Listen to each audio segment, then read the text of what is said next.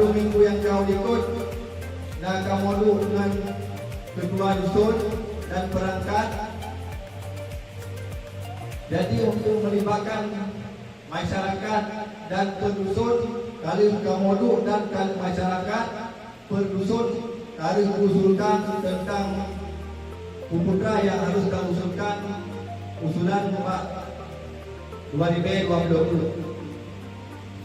Jadi lo harap sangat kalau kepu yang nayong usulkan bertercapai dan berdoa harapan nayong kampung nayong bujroh, dan lo harap sangat kepada Bapak Camat, kepada Bapak Kepala Puskesmas, kepada pendamping desa, kepada Bapak Kapolsek, Urang Sikjun, Tengku Ibu Kampung, tokoh adat, tokoh masyarakat membimbing kamu. Lo harap sangat arahan dari Bapak Camat dan jajaran Bapak Camat membimbing Kampung Juli Menasah Nampu ke depan yang lebih baik, sehingga kita dapat bantu karena dapat berhadir di Kampung Menasah Nampu dalam agenda pertemuan legislatif serta Musrembang Desa tahun 2025.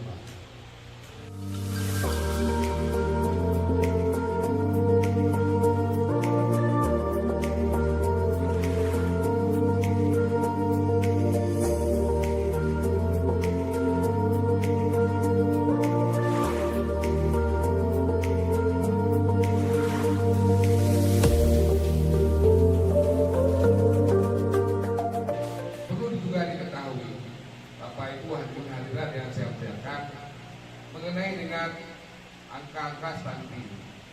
Memang stunting itu adalah menjadi sesuatu kita sampaikan adalah pendidikan dalam melaksanakan kegiatan.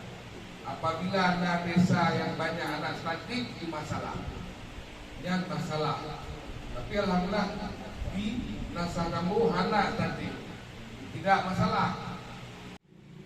Selanjutnya perlu juga saya sampaikan mengenai dengan beberapa usulan-usulan yang memang skala prioritas menggunakan dana desa. Itu mengenai Musrembang, Bapak. Ada juga pembangunan skala yang dilaksanakan oleh anggaran baik APBK, APBA, bahkan dengan APBN. Jadi urono Pak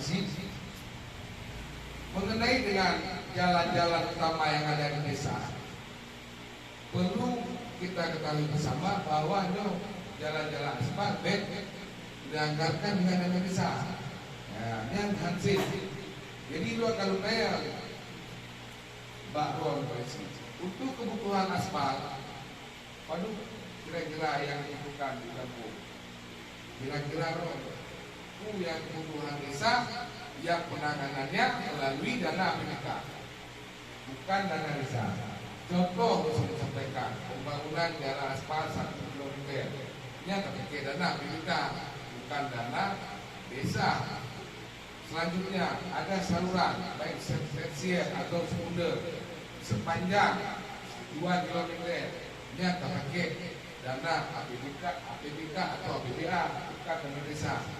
Yang itu terlihat tadi Urono, tanya Musrembang, kita ketahui program-program yang kita sampaikan. Tanya.